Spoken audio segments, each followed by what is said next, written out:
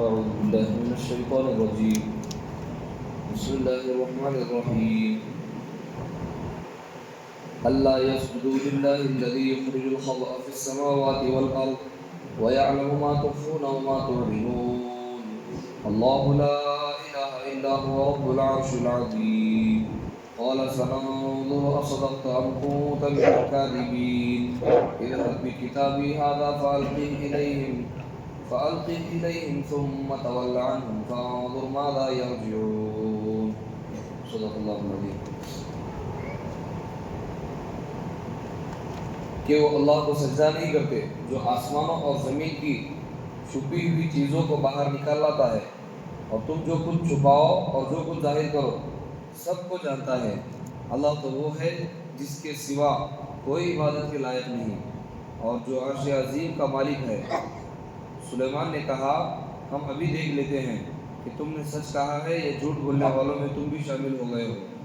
میرا یہ خط لے کر جاؤ اور ان کے پاس ڈال دینا، پھر الگ ہٹ جانا اور دیکھنا کہ وہ جواب میں کیا کرتے ہیں.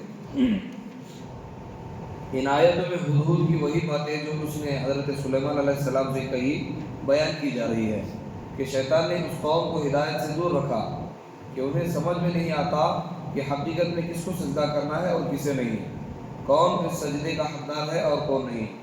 لہذا یہ لوگ اس حقیقی رب کو چھوڑ کر سورج کو سجدہ کر رہے ہیں جو رب آسمان و زمین کی چھپی ہوئی چیزوں کو باہر نکال لاتا ہے، جیسے کہ بارش، کھیتی، اناج، معدنیات وغیرہ. اسی طرح وہ رب انسانوں اور اپنی مخلوقات کی ہر چھپی و اعلانیہ باتوں کو خوب جانتا ہے. اللہ يسجدوا للہ الذی یخرج الخبأ فی السماوات والارض ویعلم ما تخفون وما تعلنون. ہونا تو یہ چاہیے تھا کہ اس رب کی عبادت کرتے، اس کے سامنے اپنے سر کو جھکاتے. ومن آیاتہ اللیل والنہار والشمس والقمر لا تسجدوا للشمس ولا للقمر واسجدوا للہ الذی خلقہن ان کنتم ایاہ تعبدون. اسی کی نشانیوں میں سے ہے یہ رات و دن، سورج اور چاند. نہ سورج کو سجدہ کرو نہ چاند کو، بلکہ اس اللہ کو سجدہ کرو جس نے تمہیں پیدا کیا، اگر واقعی تم اسی کی عبادت کرتے ہو. لہذا یہی حقیقت میں عبادت کے لائق ہے، اور وہی اللہ ہے جو عرش عظیم کا مالک ہے. اللہ لا الہ الا هو رب العرش العظیم. ہدہد کی یہ باتیں اور اس کے غائب ہونے کی وجہ سن کر حضرت سلیمان علیہ السلام نے کہا کہ اچھا چلو ہم ابھی تیری باتوں کی حقانیت کو جان لیتے ہیں کہ تو اپنی باتوں میں کتنا سچا ہے اور کتنا جھوٹا. قال سننظر اصدقت ام كنت من الكاذبین. اب ایک کام یہ کر کہ میرا یہ خط اس ملکہ کے پاس لے جا اور جا کر وہاں اس کے پاس اسے ڈال کر ان لوگوں سے الگ ہو ایک جگہ جہاں تو انہیں نظر نہ آئے، اور دیکھ کہ ان کا تاثر اس خط کو دیکھ کر کیسا ہوتا ہے، وہ لوگ اس خط کے بارے میں کیا گفتگو کرتے ہیں. اذهب بکتابی ھذا فألقه إلیہم ثم تول عنہم فانظر ماذا یرجعون. چنانچہ حضور نے ایسا ہی کیا کہ حضرت سلیمان علیہ السلام کے خط کو لیا اور ملکہ سبا کے تخت کے بیچوں بیچ میں اس خط کو ڈال دیا. وَاكْتُبْ لَنَا فِي هَذِهِ الدُّنْيَا حَسَنَةً وَفِي الْآخِرَةِ إِنَّا هُدْنَا إِلَيْكَ قَالَ عَذَابِي أُصِيبُ بِمَنْ أَشَاءُ وَرَحْمَتِي وَسِعَتْ كُلَّ شَيْءٍ فَسَأَكْتُبُهَا لِلَّذِينَ يَتَّقُونَ وَيُؤْتُونَ الزَّكَاةَ وَالَّذِينَ هُمْ بِآيَاتِنَا يُؤْمِنُونَ. اور ہمارے لیے اس دنیا میں بھلائی لکھ دیجیے، اور آخرت میں بھی ہم اس غرض کے لیے آپ ہی سے رجوع کرتے ہیں. اللہ نے فرمایا اپنا عذاب تو میں اسی پر نازل کرتا ہوں جس پر چاہتا ہوں، اور جہاں تک میری رحمت کا تعلق ہے وہ ہر چیز پر چھائی ہوئی ہے. چنانچہ میں یہ رحمت مکمل طور پر ان لوگوں کے لیے لکھوں گا جو تقوی اختیار کریں اور زکوٰۃ ادا کریں اور جو ہماری آیتوں پر ایمان رکھے.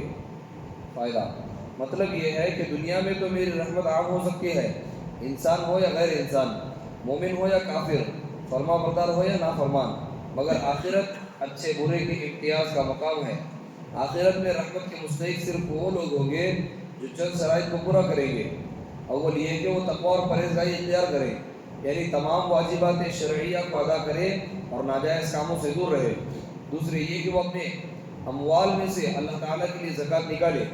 تیسرے یہ کہ ہماری سب آیات پر بلا کسی استثناء اور تعویل کے ایمان لائے. موجودہ لوگ بھی اگر یہ پوری صفات اپنے اندر پیدا کر لے تو ان کے لیے دنیا و آخرت کی مکمل بھلائی دی جائے گی. حضرت اسما بنت یزید رضی اللہ تعالیٰ عنہ سے روایت ہے کہ میں اور میری خالہ نبی صلی اللہ علیہ وسلم کی خدمت میں اس حالت میں حاضر ہوئی کہ ہم نے سونے کی کنگن پہنے ہوئے تھے. آپ صلی اللہ علیہ وسلم نے ہم سے پوچھا کہ تم ان کی زکوٰۃ دیتی ہو؟ ہم نے عرض کیا نہیں. آپ صلی اللہ علیہ وسلم نے فرمایا کیا تم کو اس سے ڈر نہیں لگتا کہ تم کو اللہ تعالیٰ آگ کے کنگن پہناوے، اس کی زکوٰۃ ادا کیا کرو. رسول اللہ صلی اللہ علیہ وسلم نے فرمایا کہ اللہ تعالیٰ فرماتا ہے اے آدم کے بیٹے تو نیک کام میں خرچ کر، میں تجھ پر خرچ کروں گا. مسنون دعا، دودھ پینے کی دعا.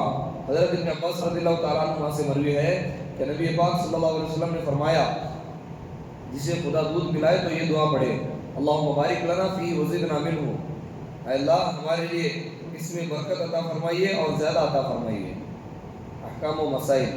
اگر کسی کے پاس نہ سونے کی پوری مقدار ہے اور نہ چاندی کی، بلکہ تھوڑا سا سونا ہے اور تھوڑی سی چاندی، تو اگر دونوں کی قیمت ملا کر 52.5 تولہ چاندی کے برابر ہو جائے تو 7.5 تولہ سونے کے برابر ہو جائے تو زکوٰۃ واجب ہے. اور اگر دونوں چیزیں اتنی تھوڑی ہے کہ دونوں کی قیمت نہ اتنی چاندی کے برابر ہے نہ اتنے سونے کے برابر، تو زکوٰۃ واجب نہیں ہے. یہ زکوٰۃ کے آج کے مسائل تھے حضور. ایک دوسرا مسئلہ جو میں آج بتانا بہت ضروری سمجھوں گا، اس کے بارے میں کچھ لوگوں نے سوال بھی کیا ہے. آج جو ہے سورج گرہن یا چاند گرہن کچھ ہے، مجھے بھی یاد نہیں ہے کیا ہے حقیقت اس کے، تو کئی لوگوں نے سوال کیا ہے اس کے تعلق سے. تو کسی کہنے والے نے ان سے کہا کہ سورج گرہن کے وقت میں گھر کی عورتوں کو باہر نہیں آنا چاہیے.